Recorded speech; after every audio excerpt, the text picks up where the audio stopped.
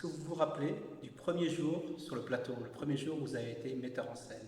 Est-ce que vous avez un souvenir Oui. précis? Non, j'ai un souvenir, pas très précis, mais j'ai un souvenir de ça. Vous étiez nerveux, vous y étiez... Non, pas nerveux, j'étais dans une confusion totale. Mais ce qui m'a sauvé la vie et ma profession, c'était que j'avais fait les storyboards du film et aussi la shooting list, ça veut dire toute la liste de tous les shots du film. Et ça, dans les moments que j'ai rencontrés, je me rappelle ce jour un peu terrible, tous ces gens de la troupe c'était 60, je ne pensais pas, 60, 70 personnes. Et tout le monde me demandait des choses et moi je ne savais pas. C'était aussi les acteurs. Et, moi, je suis attaché à ma comment dire, de sauvetage. C'était la shooting list et le storyboard. Alors, je me suis resté un instant, je suis calmé. Et puis, j'ai commencé à diriger. C'était comme si j'étais un autre. C'était un autre qui faisait les metteurs en scène. Et moi, je regardais la scène. Et cet autre n'est pas timide, il était arrogant, un peu dur, cet autre Dario Argento. Et puis, j'ai tourné. Je me rappelle aussi que les premiers jours, j'avais ma première dispute avec un acteur, qui était Tony Musante, le protagoniste. Et lui, il pensait que moi, non, il savait que moi j'étais une débutante, c'était mon premier film, alors lui, américain, il disait qu'il avait son style, il faut faire comme ça.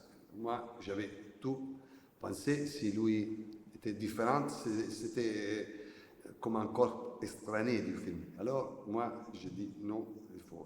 C'était la première fois que moi j'ai disputé avec un acteur, c'est pas la dernière aussi. D'accord. Donc vous étiez un peu comme un sportif, vous étiez très préparé finalement. C'est très préparé. Aussi, je suis allé comment dire, à faire la gym, oui, pour un mois avant, parce qu'un collègue, Sergio Leone, qui pourtant était très gros, il m'avait dit qu'il faut être en grande forme physique. Alors moi, je suis allé. D'accord. Et quel est le meilleur souvenir que vous avez gardé du premier film, Oiseau au plumage de cristal? Votre première séquence de meurtre? Non, moi, je n'ai pas de souvenirs exacts du film. Plutôt, j'ai des souvenirs d'une atmosphère que je ne savais pas que faire un film c'était si difficile, si dur. Et alors, ça c'était une chose que chaque fois je retournais à la maison, j'ai pensé, non, non, moi c'est seulement dernier film parce que moi je voudrais retourner à faire des scénaristes, à écrire pour les journaux. C'est une chose plus juste pour mon âme, pour ma personnalité. D'accord. Oui. Et justement, comment, au début, ce sont les séquences de meurtre qui ont fait votre célébrité, la chorégraphie, les gants, les mains, toute cette chorégraphie des meurtres. Et vous l'avez conçue comment? Vous avez été... Dans le scénario. Oui. Pour moi, la base du film, c'est le scénario et les storyboards, sont les bases. Sur ça que le film va s'effondrer. Pour moi, si moi j'ai dis une chose, quand je fais un film, moi je fais le storyboard et tout, et aussi des petits storyboards, c'est pas comme une bande dessinée vraiment, c'est des petits sketchs, mais vraiment petits. Mais la plus accurée, c'est de faire la shooting list, ça c'est vraiment important. Et si, moi, parce qu'une fois je suis paresseux, ou parce que je pensais que la scène c'était très, très facile, alors il ne faut pas faire le storyboard de ça. Et je suis dans les sets pour tourner. Moi, je suis perdu. Parce que c'est comme quelque chose qui m'aide, qui me soutient. Et alors, chaque fois que moi, je n'ai pas fait ça, dans les sets, quand je suis arrivé comment dire, les comptes, à la finale, de tourner, et ça. Moi, j'ai découvert que des autres metteurs en scène sont comme ça. J'ai découvert dans la autobiographie d'Ingmar Bergman que lui avait dit la même chose, que lui aussi il fait tous des sketchs, toutes les choses, et si quelquefois il n'a pas préparé une scène, il s'est perdu, il se sent perdu. Vous avez besoin d'un guide que vous Si, écrivez d'un vous-même. bon guide, c'est quelque chose aussi de psychologique, plus que... D'accord.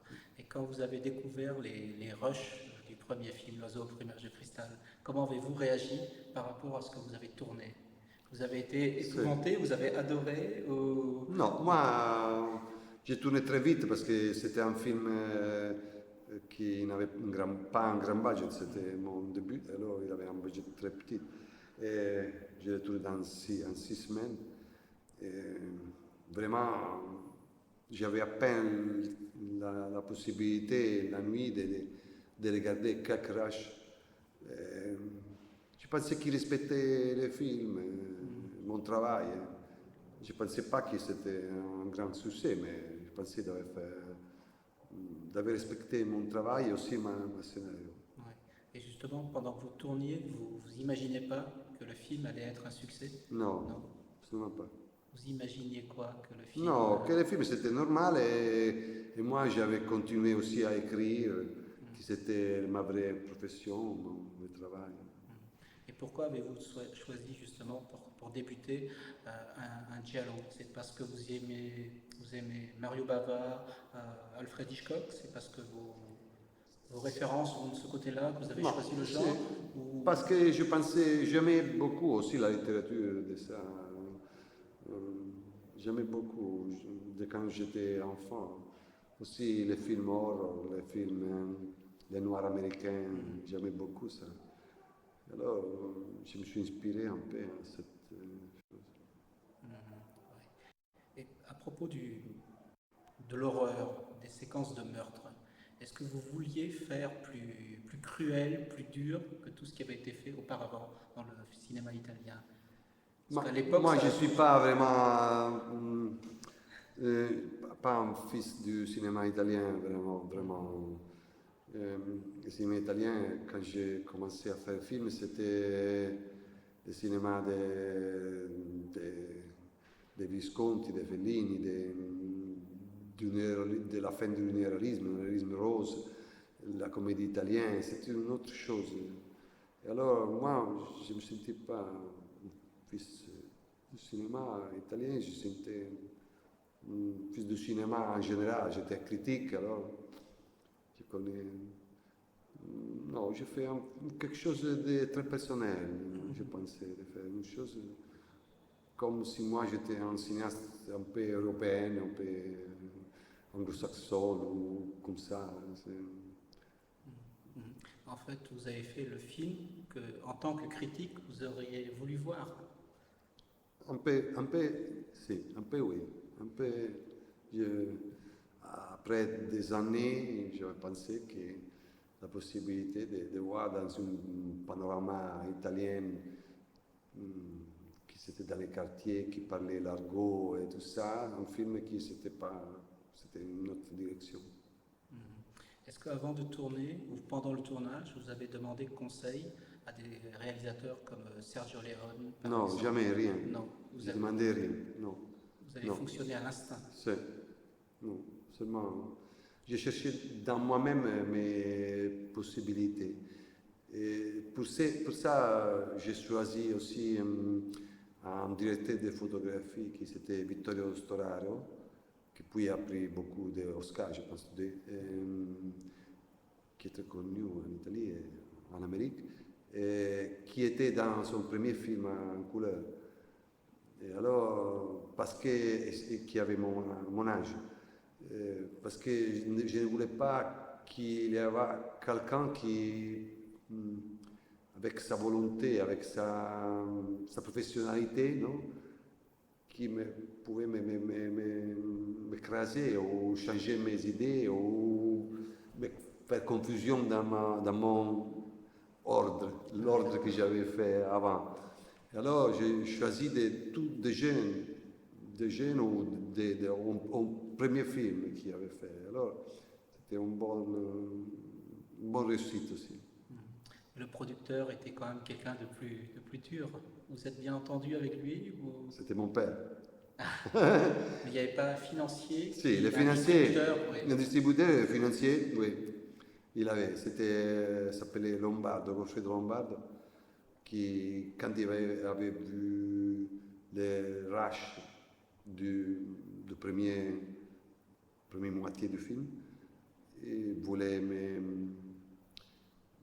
arrêter les films et mettre un autre metteur en scène à mon côté pour tourner vraiment professionnellement le film parce qu'il pensait que les suspens n'étaient pas faites dans la règle. Moi, je pensais que c'était la règle, c'était pas une règle que lui connaissait, mais c'était une règle aussi, c'était la mienne. J'ai résisté à cette pousse aussi, avec l'aide de mon père qui était à mon côté.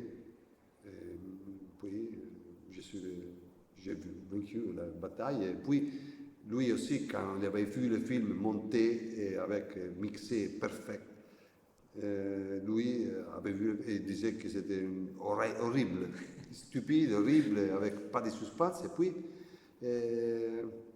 puis le film est sorti. Il avait oublié tout, il m'a téléphoné, il m'a dit compliment, on va faire un autre film, merci Dario, c'est mon ami, j'ai toujours pensé à toi, toujours croyé. Ça, c'est les gens du cinéma qui sont vraiment comme des butterflies, comme des papillons. D'accord. Et en réalisant ce premier film, n'avez-vous pas pensé à un moment sur le plateau, maintenant ça va être un succès, je vais travailler à Hollywood? Vous avez voulu? Non, je n'ai pas pensé à ça. Beaucoup de metteurs en scène italiens, européens ont toujours cette pensée de partir à Hollywood, tourner avec des grandes stars hollywoodiennes. Non, moi, jamais. Moi, je n'aime pas les grandes stars. Et alors, ce n'est pas vraiment mon rêve, ça. Non, je n'aime pas absolument travailler avec les grandes stars. Ce n'est pas mon rêve de travailler. Je pense que les grandes stars, ils sont toujours dans un cercle de sorte de cercle commercial qui c'est pas ma rue. Non, je n'aime pas ça. Et justement, à propos, je crois que vous avez utilisé vos propres mains. Ouais. Oui, pour faire. Oui, ouais. Pourquoi? Parce que vous pensez que vous... Non, parce que c'était difficile de m'expliquer avec les stands, avec les doubles qui faisaient.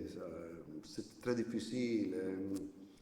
Je pensais que c'était un peu rude, qu'il n'avait pas une délicatesse comme ça. Alors, pour une fois, j'ai commencé à mettre mes mains. Alors, mon ami Storal disait toi, c'est mieux de l'autre.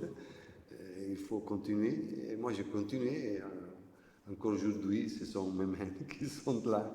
Parce que le cascadeur, la personne qui faisait les mains au début, c'était trop dur, trop violent. Non, c'est rude, un peu avec pas gentil, pas avec subtil. Non, c'était un peu comme non, c'est pas juste, c'est pas pour moi. Un tueur doit avoir les mains douces. douces. Doit être aussi délicat. Délicat.